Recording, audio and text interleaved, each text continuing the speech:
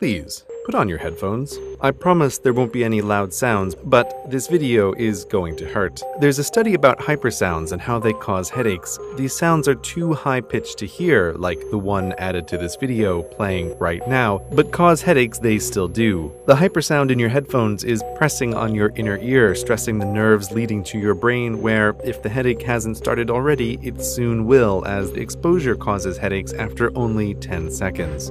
Oh my. Can you feel it? That pressure in your ears spreading to your now throbbing brain? Because you shouldn't. This study is made up, and there's no hypersound in the audio, but some of you will still have begun to feel a headache. Why? The nocebo effect. A nocebo is a harmless thing, like a video with non-existent hypersounds that causes harm, like a headache, because you believe it's harmful. That sounds like voodoo, but there's real science behind the nocebo effect, which is more than an irritating parlor trick. It causes real problems, like in medicine. When testing a new drug, doctors get a group of sick people, give half of them the new drug, and give the other half a fake pill that does nothing but which they're told is real. This is how science finds the stuff that works amongst the junk that doesn't. But new drugs have side effects, and sometimes patients drop out of the experiment because of them. No surprise there. But some people on the fake also drop out from the side effects. Side effects they've gotten from a drug they aren't taking, but because they think they're on the real thing, they've also thought themselves into the side effects. Now, maybe this is just a case of misattribution. People get headaches, and if they've joined a drug trial that lists headaches in the side effects, it's natural to blame the new drug, and that certainly happens to some extent. But the nocebo effect is more than just misattribution. It causes real additional harm that scientists can measure in cruel experiments, and this is one of the reasons there's not an overabundance of research on nocebos. Approach your friendly neighborhood ethics board with an experiment designed to hurt people, and they'll frown on that. But sometimes nocebo experiments do get approved to the benefit of science and humanity, if not the participants. For example, under the right conditions, some people who expect a harmless injection will give them a rash will get a rash, but for people who expect nothing to happen, nothing is exactly what happens. And fake pills can be addictive. Take test subjects off pills they believe are addictive, and some will experience nocebic withdrawal symptoms like pain and fatigue from pills they could never have been addicted to in the first place. Another experiment gave people harmless injections, told half of them to sit there, and told the other half their pain would increase for the next 30 minutes, which it did.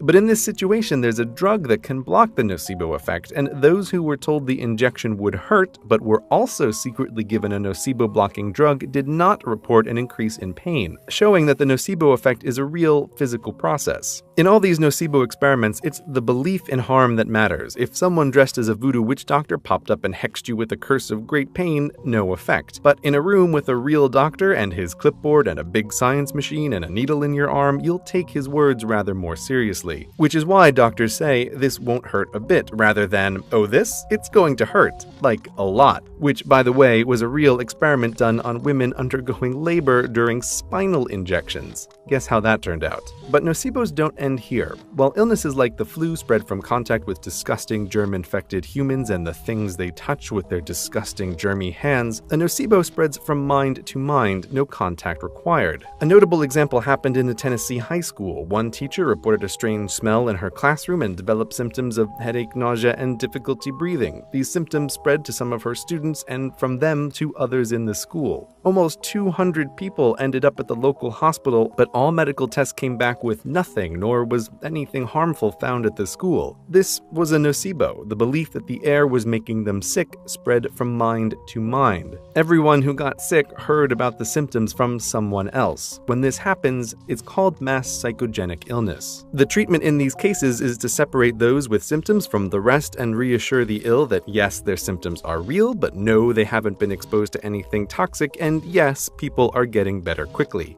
This last is one of the indicators that separates a real poison gas leak or biological weapon from mass psychogenic illness, but the final factor, number of cases increasing with greater media coverage, can lead to this kind of thing spreading far and wide. Take electrosensitives, people who get nausea, among other things, from exposure to parts of the electromagnetic spectrum, notably Wi-Fi, the density of which is increasing over time, forcing particularly bad sufferers to retreat to places like the creepy-sounding radio silent zone in where else? West Virginia.